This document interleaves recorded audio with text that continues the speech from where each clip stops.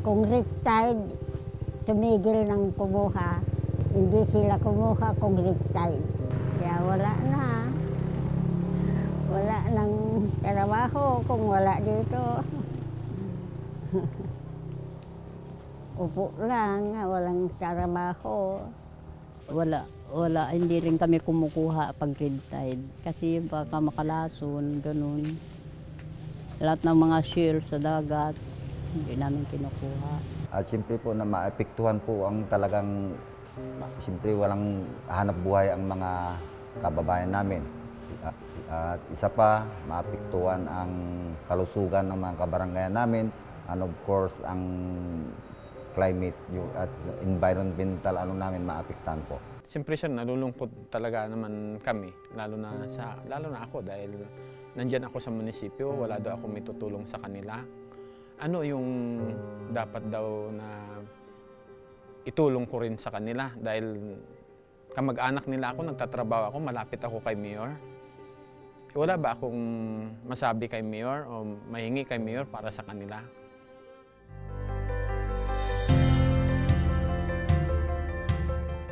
Pero kasi nung ginawa yung regulations nung ating regulations for PSP, ni-review yung data mula noong 1980s, mula nung unang maitala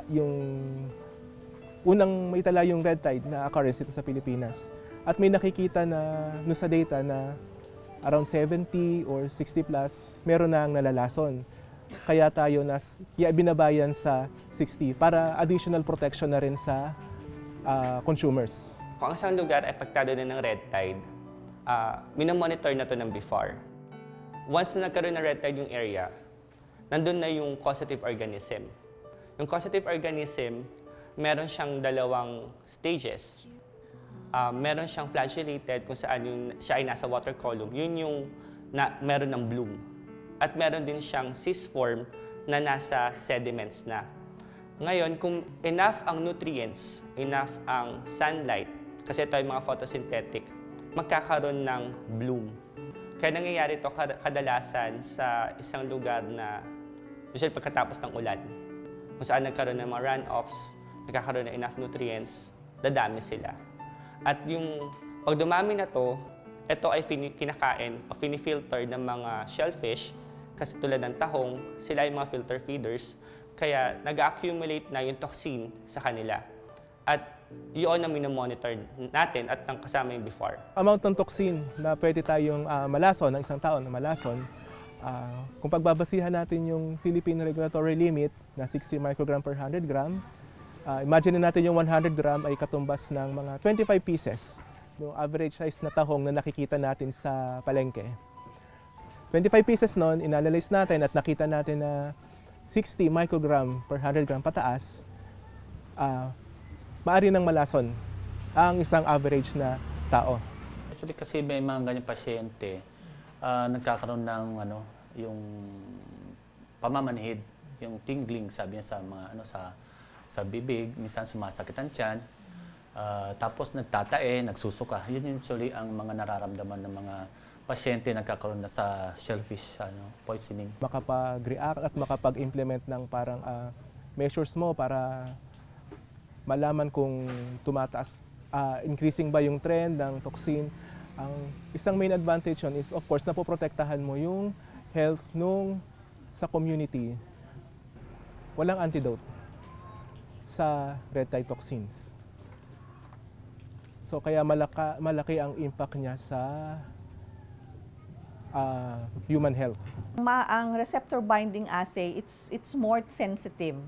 It's a more sensitive methodology. Ibig sabihin nun, mas konti, kahit konti lang, nadidetect na niya. So 10 times, it's about 10 times more sensitive than the mouse bioassay. So ano ang magiging advantage nun? Ibig sabihin, kahit yung at the onset pa lang ng occurrence ng red tide poisoning, madidetect na yan kaagad. So madaling mabibigyan ng warning ang mga tao, no, para yun nga, to protect them. So that's the and also yung sa economics of it, no, na hindi na even mawe-waste ba yung yung na harvest dahil yung nabigyan na ng early warning ang mga tao at ang mga authorities, ang mga vendors, no, ang mga fisherman.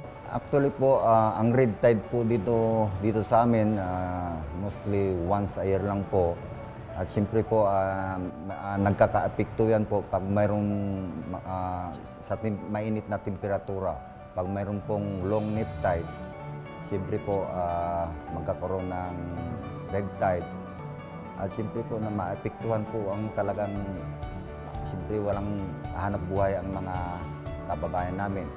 At isa pa, maapektuhan ang kalusugan ng mga kabarangayan namin. And of course, ang climate at environmental namin maapektuhan po. Pero usually kasi naman, regular naman yung kanina monitoring dito sa sa water sampling nila dito sa amin along Kakiputan Channel diyan, hanggang Anda. Regular naman 'yan. Usually na may monitor, tapos pag binababa sa amin sa Agriculture Office kung mayroong red tide. So, ini-inform lahat ng departamento, mga barangay na involved. Kaya usually naagapan naman agad. So, stop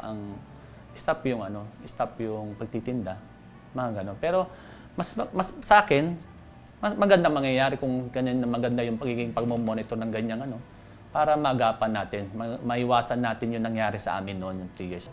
Kaya yung monitoring na ginagawa, naka-fix, may schedule yan. Dito sa Bulinaw, twice a month sila nagmo-monitor para ma-check kung may lason yung shellfish nila o wala. Kasi ang main concern, para maprotektahan yung health ng community. Ang BIFAR po ay isang napakahalagang ahensya na tumutulong po dito sa aming bayan dahil sila po ang nagtuturo sa mga agriculturist namin, sa CRM namin, Coastal Resource Management namin, kung paano po mag-monitor ng kunwari ang isang lugar ay low oxygen level. Sila po ang nag-aabiso sa amin. So yung collaboration ng DOST, PNRI at saka BIFAR, ang ultimate goal naman is para sa service sa tao. Kasi lalo na sa red tide, pinag-uusapan natin, lalo sa lason, dahil ang BIFAR ang nagmamanage ng resources. At syempre, kailangan natin yung mga paraan para ma-detect kung may lason. Doon naman pumapasok ang PNRI. So, yung dalawang ahensya, magkaiba man ng mandate, pero isa pa rin ang patutungan, isa rin ang goal, particularly sa food safety. Aral din sa mga tao, sa community, tungkol doon kasi dati binabaliwala nila yung red tide. Kahit may red tide, sige lang, kuha ng kuha. After nangyari, mas sila, aware na sila sa nangyari. Kasi maraming na-involved talaga nangyari sa kasong yun noon, yung time na yun. Yung year na pinakamaraming naapektuhan na pasyente. Usually kasi 1 or 2 cases, 3 cases yun, less more than 10 yung nangyari noon.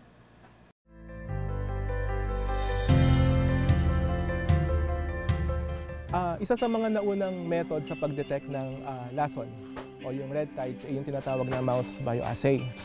Kasi nga dahil siya ay lason, ang ginagamit na principle doon is yung nagiging epekto ng toxin sa katawan ng isang living organism. Although masyadong technical, pero kasi ang effect nun, syempre lason, mamamatay yung daga. Yung daga na yun, kailangan mamatay within 3 to 10 minutes. At kung ito ay mas mataas o ito ay namatay, yung daga ay namatay ng less than 3 minutes, kailangan mong gawin, kailangan i-dilute yung sample mo. At saka kung gumagamit ka din ng test animals, limitado lang yung kaya mong gawin sa isang araw. E di syempre, kung halimbawa kami sa BFAR na halos all over the Philippines ang sample namin, medyo delikado kung madidelay yung result mo. Ang sa receptor binding assay kasi, ito ay kaya niya makapag-analyze ng 21 samples sa isang plate. At sa isang run naman, pwede ka kasi magdalawang plate. So kung may 21 samples ka, kaya mong mag-assay ng isang buong araw ng 42 samples. So mas mabilis ang paglabas ng resulta. Bali, ito po yung testing mice namin na ginagamit. Ito yung sa kinuha namin sa FDA, sa Food and Drug Administration.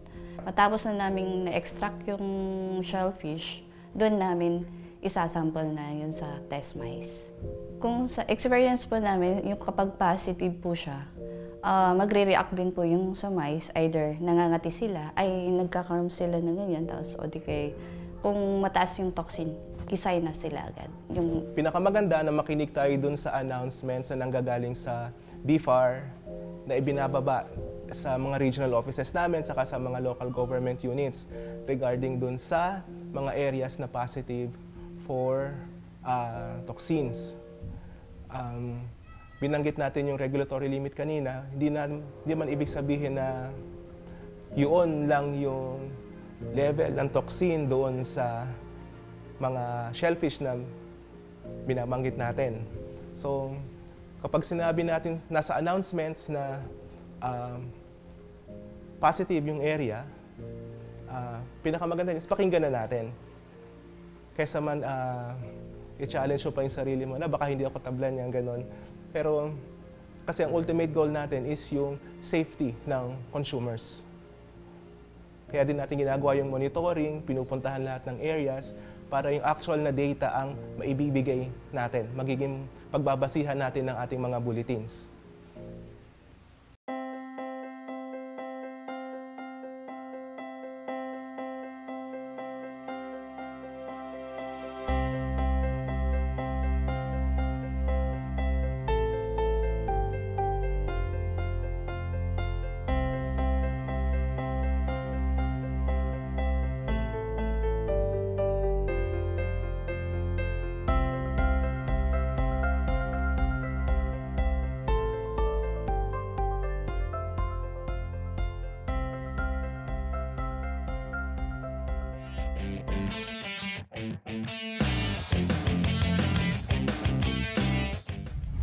There are different ways on how to preserve fish.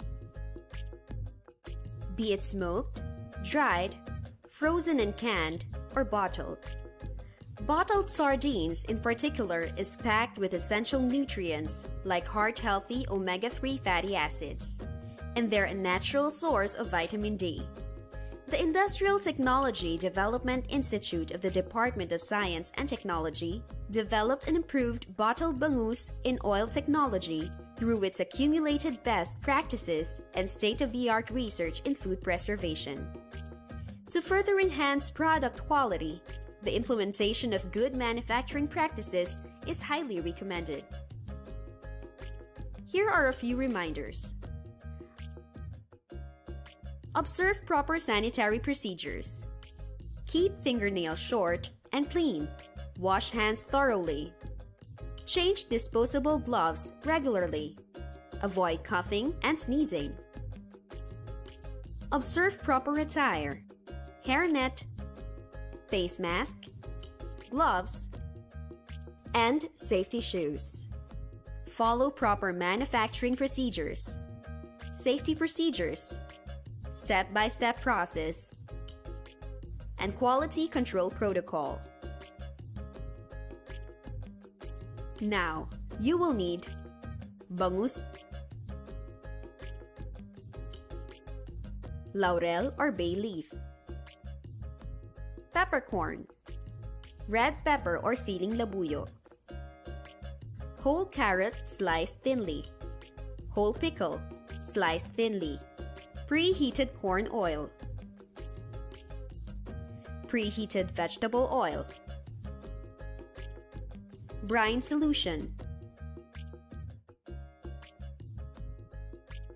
water retort or pressure cooker, and clean new bottles. Now, prepare first the brine solution by dissolving 1 part salt in 4 parts water, then strain. Remove or cut the head, tails, and fins thoroughly and the remaining internal organs. Soak the fish in the brine solution for 30 minutes, then drain. Dry the fish under the sun for 1.5 to 2 hours or for 1 hour in a cabinet dryer. Flash fry the fish in preheated vegetable oil for 30 seconds to 1 minute. Drain, then allow to cool at room temperature. Trim and arrange the fish to fit 3 pieces of fish in the bottle container. Once done, use a knife or the end of a spatula to insert 3 to 4 pieces of bay leaf or laurel, 6 pieces of peppercorn, 2 to 3 pieces of red pepper or siling labuyo, 2 to 3 slices of carrot, and 2 to 3 slices of pickle inside the bottle. Then fill the bottles with preheated corn oil,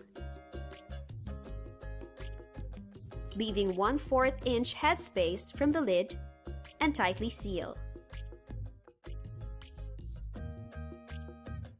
Put them inside the pressure cooker and set the pressure meter at 15 psi and cook for 2 hours. After cooking, turn off and let the pressure cooker's pressure meter lower down to 0 before opening. Take out the bottles and allow it to cool at room temperature for about 30 minutes.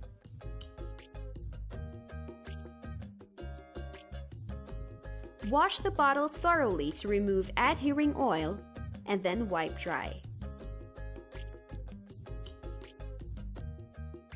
Code, label, and store. Storage reminders. Store at room temperature of 28 to 30 degrees Celsius in a cool and dry place. Shelf life is 1 year.